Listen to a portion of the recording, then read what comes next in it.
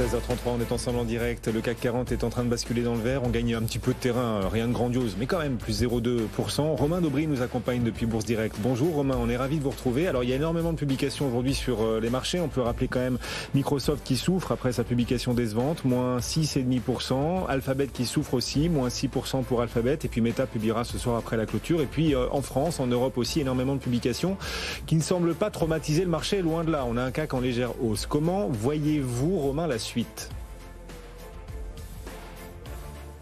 Bonjour Guillaume. Effectivement, le marché réagit plutôt bien et on a constaté qu'au cours des mois de septembre et d'octobre, la pression baissière avait diminué sur les marchés dérivés. Un tout petit peu de soutien acheteur depuis 48 heures, c'est le début de l'échéance de novembre sur les marchés dérivés depuis lundi, donc on n'a encore pas beaucoup d'éléments, mais un petit peu de soutien acheteur. C'est moins le cas sur le CAC 40, mais sur l'Eurostoxx et sur le S&P, il y a du soutien à l'achat. On n'avait pas vu ça depuis quelques temps. Et effectivement, des réactions par rapport aux publications qui sont un peu mitigé, qui reste quand même assez canalisé. Je pense qu'il faut prendre un peu de recul avec ça. Si on juge par exemple sur la réaction par rapport à Tesla, qui a bien publié mais un peu déçu, instantanément elle avait baissé et puis on constate que là elle remonte et elle remonte pas mal aujourd'hui. Elle déborde son niveau de 216, un niveau qui est pivot, qui est assez crucial, et elle donne peut-être un petit potentiel aussi, au moins à titre spéculatif à court terme.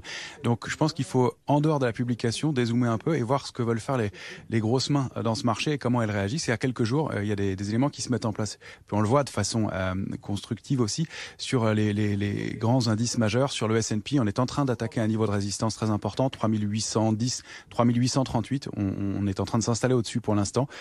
Ça, c'est l'ouverture d'un potentiel de hausse qui est de au moins 5%, avec des extensions possibles jusqu'à une dizaine de pourcents sur le S&P. Sur le CAC 40, c'est un peu le même genre de configuration. On le voit depuis quelques séances maintenant.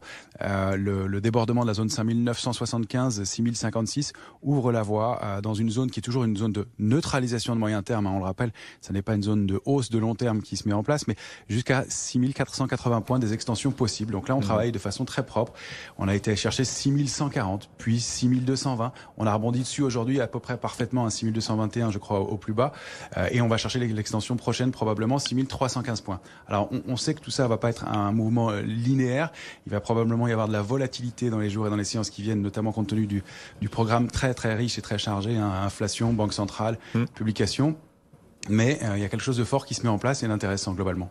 Beaucoup de publications, vous le soulignez en effet. Alors certaines sont sanctionnées aujourd'hui, c'est le cas d'Asso Systèmes qui abandonne un peu plus de 4,5%. Michelin aussi qui recule de 2,3%. Et puis à la hausse, Thales, au contraire, Thales gagne un peu plus de 3%. D'un point de vue technique, quelles sont les entreprises qui vous semblent offrir le meilleur potentiel pour la suite, Romain ? Alors, il y en a un peu pour tous les goûts. Il y a beaucoup de choses qui se mettent en place et nos screeners, nos outils d'analyse pour détecter les valeurs fortes du marché se remplissent pas mal. Si on veut des choses d'un profil investisseur et assez solide, moyen-long terme, on a Legrand, Schneider Electric ou Safran encore, qui sortent de zones de consolidation et qui débordent des lignes de tendance baissière de moyen-long terme, des lignes de tendance baissière qui étaient actives depuis janvier dernier et qui sont en train de les déborder, avec des volumes qui s'étoffent très clairement aussi. Et donc, il se passe quelque chose. Et là, sur ces valeurs-là, il y a des potentiels de hausse de l'ordre d'une vingtaine de pourcents pour les semaines ou les mois qui viennent. Encore une fois, on s'attend pas à un parcours linéaire. Le marché va être probablement volatile compte tenu du contexte, mais je pense que ce sont des niveaux d'entrée pour le moyen long terme. Si on veut travailler des recoveries, être un peu plus spéculatif, il y a OVH qui produit un mouvement intéressant depuis plusieurs jours. Atos, même si elle est très volatile avec des écarts de 10% tous les jours au cours des 4 dernières séances, mais globalement qui va dans le sens de la hausse avec un peu d'intérêt aussi. Et puis pour des plus petites valeurs, mais il y a Esker qui donne une configuration qui nous intéresse. Donc ça, ce sont des exemples. Il y en a pas mal dans ce marché, pas mal de choses à faire. On reste assez agile, on garde toujours du cash, mais on a repris une exposition intéressante. On a aussi un actif qui donne un signal intéressant depuis quelques heures. C'est le Bitcoin dont on parlait pas depuis quelques temps. Alors ça, c'est encore plus spéculatif, encore plus pour des spécialistes, mais il réagit sur un niveau de support majeur, 19 450. Il a réagi plusieurs fois sur une oblique de long terme aussi, et surtout, il déborde une ligne de tendance baissière hebdomadaire qui était active depuis le mois de mai dernier, sur laquelle il avait buté le 9 mai, le 30 mai, le 6 juin, le 15 août et le 12 septembre. Et ça donne bien ce mouvement qui sera confirmé en hebdomadaire, un potentiel de hausse de l'ordre d'une vingtaine de pourcents aussi. Donc voilà, il y a pas mal de choses qui se mettent en place sur différents actifs. Vous faites des heureux là sur le plateau de BFM Business, puisque nos spécialistes crypto viennent tout juste de s'installer. Notre club BFM Crypto va s'ouvrir. Merci Romain. Romain Daubry depuis Bourse Direct, en effet avec nous aujourd'hui, et donc un potentiel désormais un peu plus affirmé à vos yeux sur le Bitcoin. Bitcoin. On va en parler dans un instant et on rappelle que le CAC 40 gagne 0,17%. Le club BFM Crypto, il est 16h38, c'est parti.